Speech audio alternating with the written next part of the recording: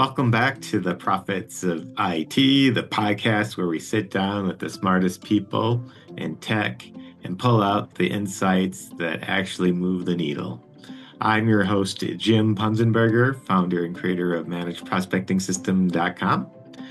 And a quick word from our sponsor. This episode just happens to be brought to you by ManagedProspectingSystem.com, which is the proven three-pillar system that helps IT companies generate predictable leads through authority content, LinkedIn outreach, and targeted email campaigns. If you're done hoping that the phone rings and you're ready for real pipeline, check out ManagedProspectingSystem.com. Today, I got a guest who has been building something I think is going to resonate with a lot of you folks, but in a way you might not expect. She's founder and CEO of Roamlii, a tourism tech company that's building digital infrastructure for small operators, events, and communities across Canada. And while the industry is different, her insights about why small businesses fail, why marketing doesn't work, and how to see the real problems will probably apply to all our listeners. Conor, welcome to Prophets of IT. Thank you, Jim. It's a pleasure to be here. I'm glad to have you. And well, let's not waste any time and let's jump right into it and talk about your truth bomb. And you mentioned yours is one of the most important things that been said on this show, at least I think. You told me the biggest misconception in your field is how much we've normalized the failure of small businesses at early stages. That failure is treated as inevitable instead of evidence that the ecosystem around them is broken. You want to expand on that? Tell us more?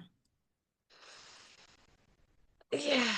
Well, we like to throw out stats a lot, right? Like we like to say like there's a 1 in 5 businesses fail and all these things. Like it's just there's all these stats and yet and that I feel is the normalization of failure of small businesses. And yet if you look at our economy in our history, the majority of and I'm speaking Canadian, but it'd be Mhm. same for America Right. The as well. US or probably any Majority other of country. Exactly. Majority of countries' businesses are small businesses. That's the backbone of our economies.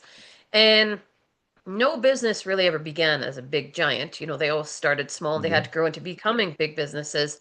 And we have this way of thinking of small businesses. We throw stats out and we just normalize and say, like, that's just how it is, you know?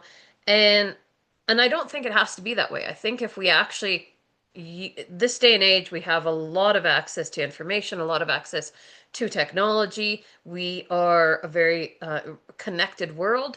And I think if our countries actually structured themselves as almost like a giant incubator for small businesses and actually paired government support. So it could be as simple as subsidizing a bookkeeper for you for the first 3 years of your business.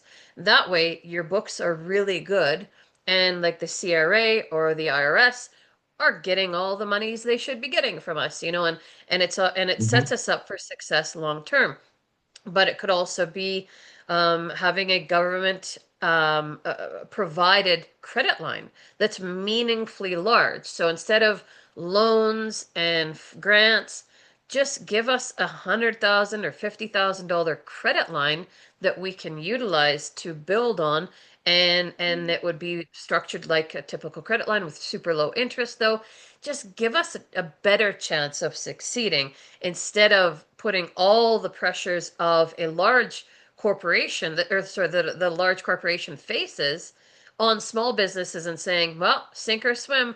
And it's all this survival of the fittest kind of analogy we like to put. Well, like if Mhm. they were meant to survive, they would. And that's garbage. Like there is a lot of small businesses that were meaningful and went down because they had to become solo experts of everything.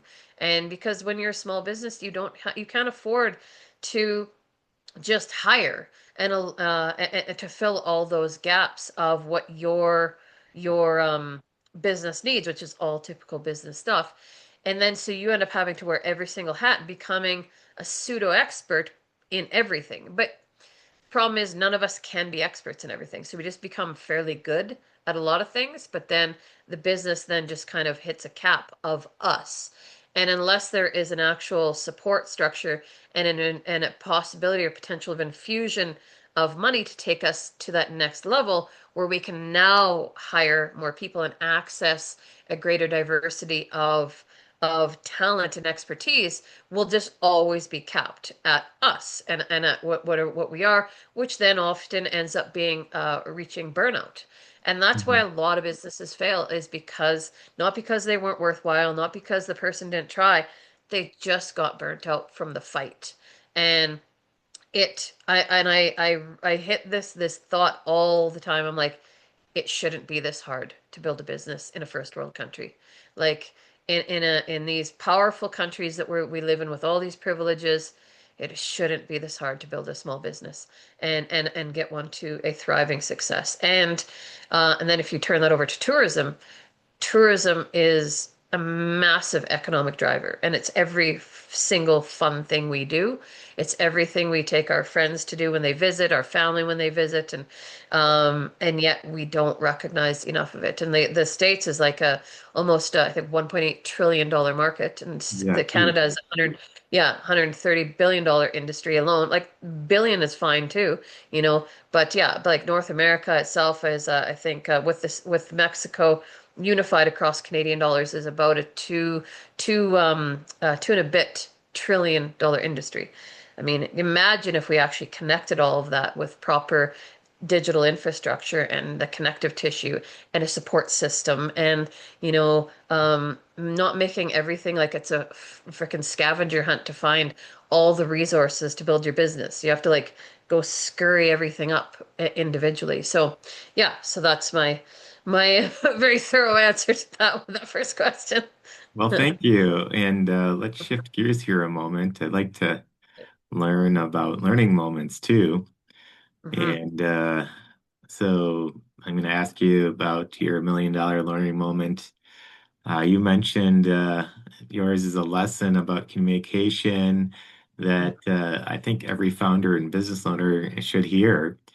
You said on early on that you spent much time trying to explain everything perfectly, and that was costing you. Care to expand on that? Uh, yeah. Well, because I realized too, not every moment is an education moment, right? And that's something you learn when you're passionate about what you're building. Not every, for one thing, you don't have the time for it too. And there's an energy draw too. Not every person you speak to deserves a full explanation. There is a bit of a funny thing in tech startups where people come to you and say like at just random events and they're like, "Oh, pitch me your thing." And it's like, I don't want to. Like I don't need you to understand what I do. And they expect kind Yeah, of a full pitch and stuff and it's kind of like dance monkey, and it gets a little bit grating after a while because I mean not every person yeah, needs the like full answer. And a lot of them don't want the full answer too. So it's figuring out where that level is. How much information do you need to be satisfied and understand, enough? Yeah. right. I think that makes sense. Yeah, you're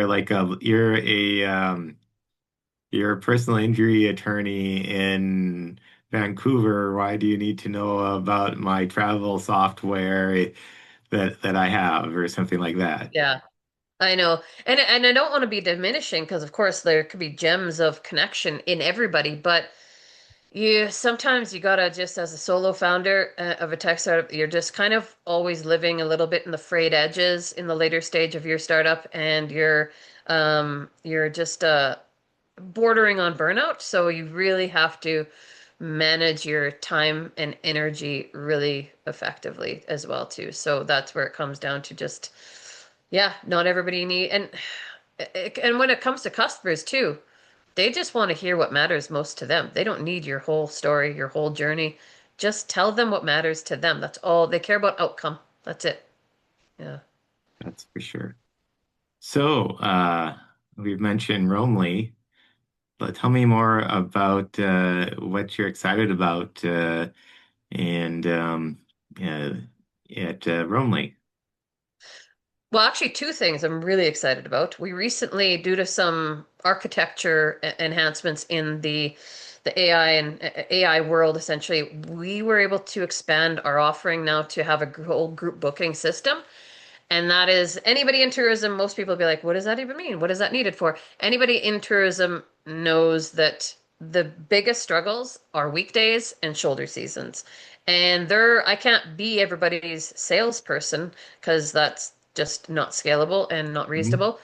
But by harnessing my expertise in AI and building digital systems, I was actually able to build something, a group booking system that can make me support the knowledge I have. You know, build it booking like $1 million in group business for a resort I worked for. And that was annually. And we were a destination resort. So I understand the challenges of booking group, but I also understand what they're looking for and the variety and so it's a really interesting angle. And it's what a lot of small businesses need, but most small businesses don't go outbound. They don't seek out opportunities. They use marketing and advertising to crest inbound, and that fills for leisure, but it doesn't fill group booking as much. And there's a lot of opportunities there. So I'm really excited to be launching that essentially right now.